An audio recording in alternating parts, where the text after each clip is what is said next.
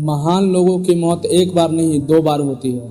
पहली बार तब जब उनके प्राण शरीर को छोड़ देते हैं और दूसरी बार तब जब हम उनके जीवन से सीखना छोड़ देते हैं। सरदार भगत सिंह की जिंदगी और उनकी मृत्यु दोनों को मैं दुनिया का महानतम साहित्य मानता हूँ। आज हम भारत के इस बलिदानी बेटे की जिंदगी से वो बातें सीखेंगे जो हमारी जिंदगी के आखिरी पलों तक साथ रहेगी। नंबर 1, लक्ष्य निर्धारण जल्द से जल्द करें।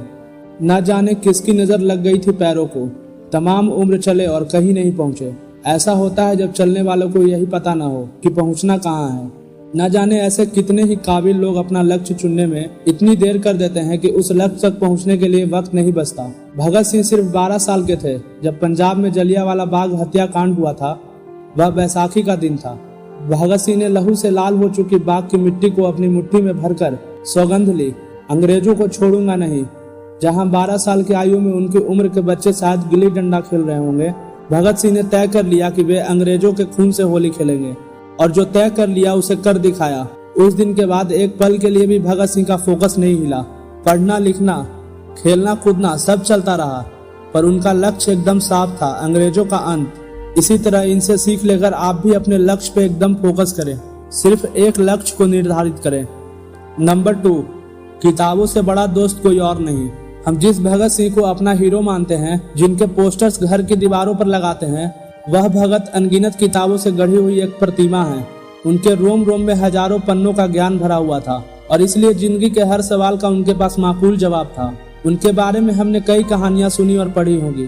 क्या ऐसी कोई घटना याद आती है जहां भगत सिंह सही और गलत का भेद न कर पाए हों?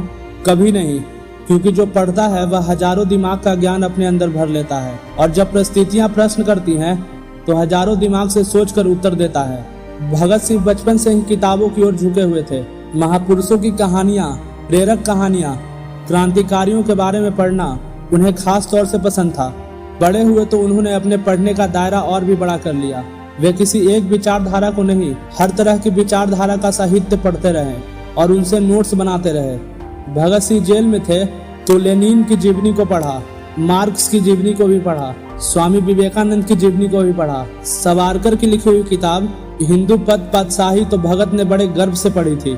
इसलिए आपको भी अपने जीवन में किताबों को अपनाना चाहिए। नंबर 3, मौत निश्चित है तो उससे डर कैसा। लाहौर सेंट्रल जेल में भगत सिंह अपनी बैरक में कैद थे। फांसी का हुक्म सुनाया जा चुका था। तारीख नजदीक आती जा रही थी। अंग्रेज ऑफिसर रॉबर्ट्स और वॉकर उनसे मिलने आते थे। कहते थे, माफी मांग लो भगत, जान बच जाएगी। चिट्ठी लिख दो ब्रिटिश सरकार को, कह दो कि तुम अपने किए पर शर्मिंदा हो और हम भूल जाएंगे कि तुमने असेंबली हॉल में बम फेंका था। तब भगत सिंह बस मुस्कुराकर उन ऑफिसर्स की ओर देखते रहे। बोले कुछ नहीं, बस उनकी मुस्कुराहट बोल रही थी। हाँ, भगत सिंह ने अंग्रेज सरकार को चिट्ठी जरूर लिखी थी। उस चिट्ठी में भगत सिंह ने लिखा था, मैं ब्रिटिश सरकार से अपील करता हूँ कि मुझे फांसी न दी जाए, क्योंकि फांसी तो अपराधी को दी जाती है और मैं क्रांतिकारी हूँ, भारत माँ का सिपाही हूँ। मुझे चौराहे पर गोली मार दी जाए। युद्ध का विधान भी यही है, गोली से मरने में ही सिपाही की शान है। लेकिन सरकार उनकी यह जरा सी ख्वाहिश भी पूरी नहीं कर सकी और भगत को पहुंचा दिया फांसी के तख्ते पर। और भगत सिंह ने भी फांसी का फंदा ऐसी दीवानगी से चूमा जैसे मेहंदी से सजे अपनी दुल्हन के हाथ चूम रहे हैं। आइए जानते हैं भगत सिंह की वो कुछ कही हुई बातें और नारे। भगत सिंह की ये बातें तो आपने जरूर ही सुनी होगी। सरफरोशी की तमन्ना अब हमारे दिल में है, देखना है जोर कितना बाजुए कातिल में है। भगत सिंह ने कहा था, राख का हर एक कण मेरी गर्मी से गतिमान है, मैं एक ऐसा पागल हूँ जो जेल में भी आजाद है। भगत सिंह ने यह भी कहा था, जो भी व्यक्ति विकास के लिए खड़ा है उसे हर एक रूढ़िवादी चीज की आलोचना करनी होगी, उसमें अविश्वास करना होगा तथा उसे चुनौती देनी होगी। भगत सिंह ने खास तौर पर युवाओं के लिए ये बात कही थी, बम और पिस्तौल क्रांति नहीं करते, क्रांति की तलवार विचारों के पत्थर पर तेज होती है। वे मुझे मार सकते हैं लेकिन वे मेरे विचारों को नहीं मार सकते। वे मेरे शरीर को कुचल सकते हैं लेकिन वो मेरी आत्मा को कुचलने में सक्षम नहीं होंगे। भगत सिंह अपने नोटबुक में ये सब बातें लिखे हुए हैं, जो आज मैं उन बातों को आपको और भी अच्छे से बता रहा हूँ। भगत सिंह ने लिखा था, इस कदर वाकिफ है मेरी कलम मेरे जज्बातों से, अगर मैं इश्क लिखना भी चाहूँ तो इनकलाब लिख जाता हूँ। उन्होंने अपने नोटबुक में यह भी लिखा था, क्रांति मानव जाति का एक निश्चित अधिकार है, स्वतंत्रता सभी का एक कभी न खत्म होने वाला जन्म सिद्ध अधिकार है। मैं एक इंसान हूँ और जो भी चीजें इंसानियत पर प्रभाव डालती है मुझे उनसे फर्क पड़ता है। उन्होंने यह भी एक प्यारी लाइन लिखी थी, देशभक्तों को अक्सर लोग पागल कहते हैं, हमें पागल ही रहने दो, हम पागल ही अच्छे हैं। भगत सिंह ने एक शक्तिशाली नारा इनकलाब जिंदाबाद गढ़ा जो भारत के स्वतंत्र संघर्ष का नारा बन गया।